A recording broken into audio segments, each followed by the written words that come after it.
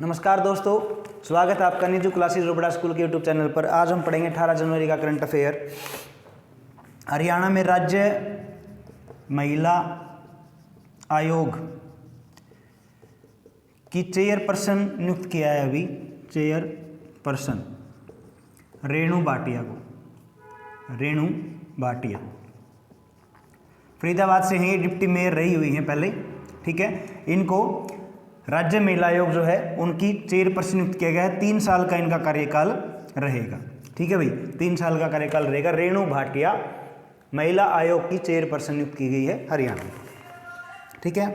उसके बाद पंडित बिरजू महाराज, इनका निधन हुआ है भाई, निधन हुआ है अभी हाल ही में, कल रविवार को, ठीक है। और 84 वर्ष की उम्र में। ये कौन थे?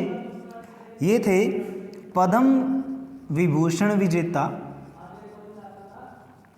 विजेता रहे हैं, ठीक है।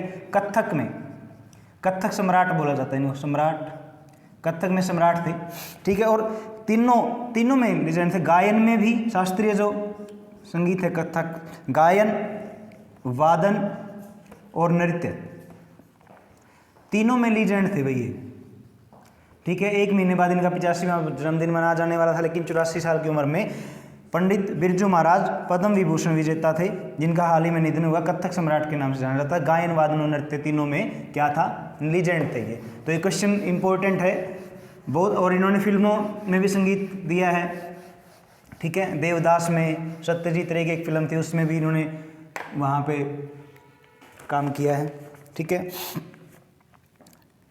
गिनीज बुक ऑफ वर्ल्ड में आपको पता है रिकॉर्ड दर्ज होते हैं, ठीक है। तो एक पोलैंड के एडम इदानोविच का नाम दर्ज हुआ है। क्या किया इन्होंने? एक साइकिल बनाई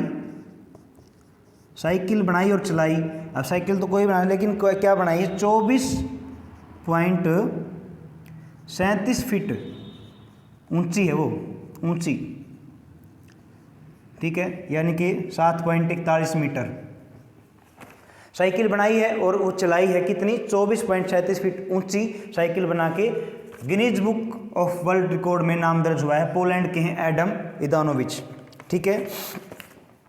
पहली इलेक्ट्रिक बस कहाँ चली है भाई? इलेक्ट्रिक बस कहाँ चली? तो दिल्ली में चलाई गई है भाई। आम आदमी पार्टी की सरकार है दिल्ली में, तो उन्होंने पहली इलेक्ट्रिकल बस चलाई है। और 300 बसों का लक्ष्य है इनका दिल्ली में, कि 300 बसें ये धीरे धीरे पूरी दिल्ली में चला देंगे इलेक्ट्रिक बस। तो देश की पहली इलेक्ट्रिक बस कहाँ चली है भाई? दिल्ली में, ठीक है। भारत व किस देश के बीच में एक नौसेना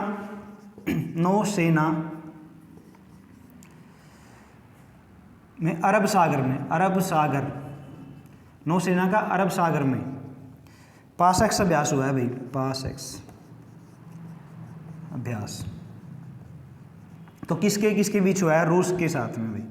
भारत व रूस के बीच में पासक्स अभ्यास हुआ है अरब सागर में। नौसेना ने किया है ये, ठीक है। दोनों देशों की नौसेना ने पासक्स अभ्यास किया है, भारत और रूस के बीच में है, ठीक है। अब क्या किया कि जो हमारे पूर्वोत्तर जो राज्य है ना, पूर्वोत्तर भारत में जो संस्कृति को बढ़ावा देने के लिए, पूर्वोत्तर भारत में संस्कृति को बढ़ावा देने के लिए नॉर्थ ईस्ट ऑन व्हील, ठीक है भाई। नॉर्थ ईस्ट ऑन व्हील मतलब पहिए पर अग्रसर है। तो मतलब क्या है? ये अभियान चलाया है, नई दिल्ली से ये चला है, ठीक है। किसने चलाया है भाई? मीनाक्षी लेखी ने चलाया है। ये कौन है? राज्य सांस्कृतिक मंत्री हैं भाई, राज्य सांस्कृतिक मंत्री हैं भारत सरकार में, ठीक है, मीनाक्षी लेखी। इन्होंने क्या किया है? पूर्वोत्तर राज्यों के में संस्कृति को बढ़ावा देने के लिए नई दिल्ली से स्टार्ट किया नॉर्थ ईस्ट ऑन व्हील अभियान। मीनाक्षी लेखी जो राज्य सांस्कृतिक मंत्री हैं भारत सरकार में, ठीक है। उसके बाद CSC ने एक ऐप लॉन्च किया। CSC ने ऐप लॉन्च किया है एक कौशल आधारित शिक्षा देने के लिए, कौशल आधारित व्यवहारिक व्यवहारिक शिक्षा के लिए लॉन्च किया है ऐप। कौन सा लॉन्च किया है? योग्यता ऐप है भाई, योग्यता ऐप। ठीक है, सीएससी ने लॉन्च किया है, कौशल आधारित व्यवहारिक शिक्षा देने के लिए ऐप लॉन्च किया है, उसका नाम है योग्यता। ठीक है, तो पीछे मैंने बताया था कि जो चंडीगढ़ के एडमिनिस्ट्रेटर हैं और पंजाब के राज्यपाल हैं बनवारी लाल पुरोहित, उन्होंने क्या बनाया था? कोवा CSD के नाम से ऐप लॉन्च किया था कोविड के लिए। ठीक है, AEPC के चेयरमैन कौन बने हैं? नरेंद्र गोयनका, नरेंद्र गोयनका बने हैं भाई। ठीक है, AEPC के चेयरमैन बने नरेंद्र गोयनका। एक M.K.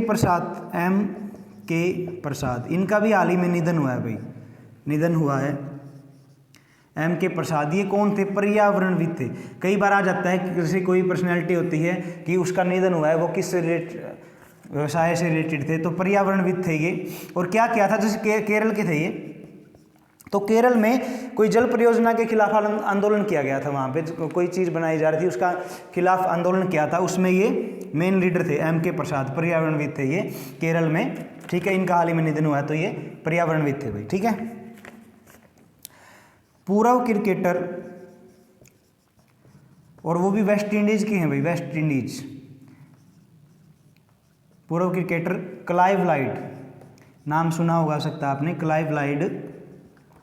इनको नाइटहुड की उपाधि मिली है भाई, नाइटहुड की उपाधि मिली है इनको, नाइटहुड की उपाधि। ठीक है, किसको मिली है? पूर्व क्रिकेटर हैं ये वेस्ट इंडीज के क्लाइव लाइड, इनको नाइटहुड की उपाधि मिली है। और नाइटहुड आपको पता है किसको कहा जाता था? रविंद्रनाथ टैगोर को, जिन्होंने क्या किया था? उसको वापस कर दिया था। कब? जब जलियांवाला कांड हुआ था 13 अप्रैल 1919 को।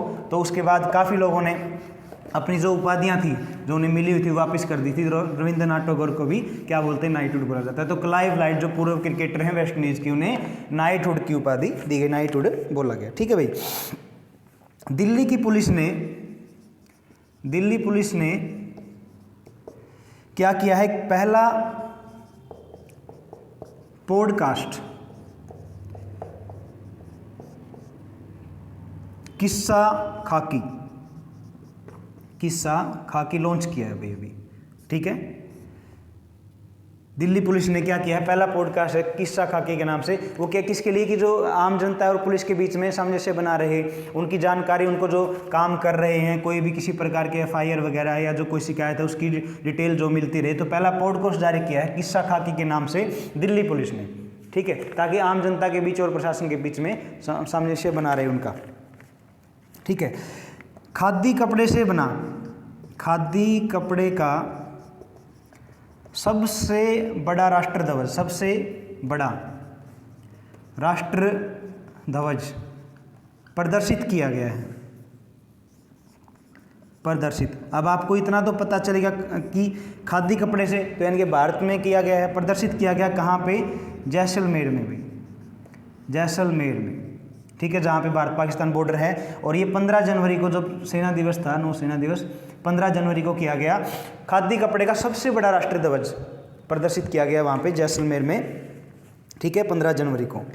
ठीक है, अभी टीकाकरण जो कोविड वैक्सीनेशन चल रही है, टीकाकरण कार्यक्रम को 1 साल हो गया भाई, 1 साल कार्यक्रम को 1 साल हो गया। तो इस पे क्या किया है? डाक टिकट जारी किया गया, डाक टिकट जारी किया गया। तो ये किसने किया है? जो स्वास्थ्य मंत्री हैं भारत के, डॉक्टर मनसुख मांडविया ने जारी किया है, एक डाक टिकट जारी किया है टीकाकरण कार्यक्रम के 1 साल पूरे होने पर। डाक टिकट किसने? डॉक्टर मनसुख मांडविया ने। और जब कोरोना आया था उस समय देश में स्वास्थ्य मंत्री कौन थे भाई? डॉक्टर हर्षवर्धन थे। और अब पीछे जो इन्होंने विस्तार किया अपने मंत्रिमंडल का, उसमें किसे बनाया गया है? मनसुख मांडविया को स्वास्थ्य मंत्री बनाया गया है। ठीक है,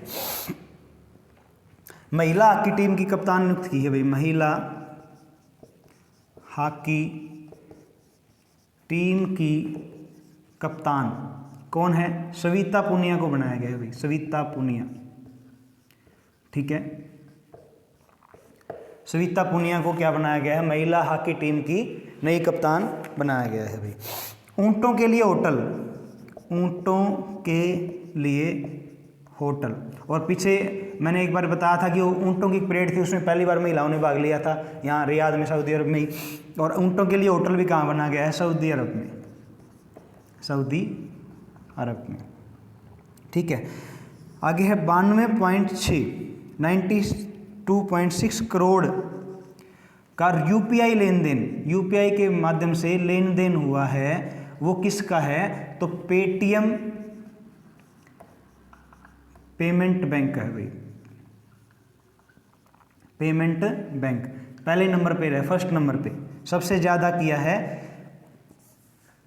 किसका? Paytm payment bank. और सेकंड नंबर पे एसबीआई आया है इसमें। ठीक है, और इसकी शुरुआत कब हुई थी? 2015 में बना था ये। हेड ऑफिस कहाँ पे? इसका नोएडा में है, पेटीएम पेमेंट बैंक का। 2015 में इसको स्टार्ट किया गया था, नोएडा में इसका हेड ऑफिस है। 92.6 करोड़ का यूपीआई लेन देन में फर्स्ट नंबर पे है पेटीएम पेमेंट बैंक। ठीक है बच्चों, तो आज के लिए इतना ही। और अभी जैसे कोरोना की जो गाइडलाइन है उसके हिसाब से लाइब्रेरीज इंस्टीट्यूट सब बंद हैं, तो आप अपनी तैयारी जारी रखें। जब इंसान कभी अकेला नहीं पढ़ता, जिसके हाथ में पढ़ाई की डोर हो, या जो पढ़ता है वो इंसान कभी अकेला नहीं होता। तो आप पढ़ते रहें, अपना काम निरंतर करते रहें, आपको सफलता जरूर मिलेगी। जय हिंद, जय भारत।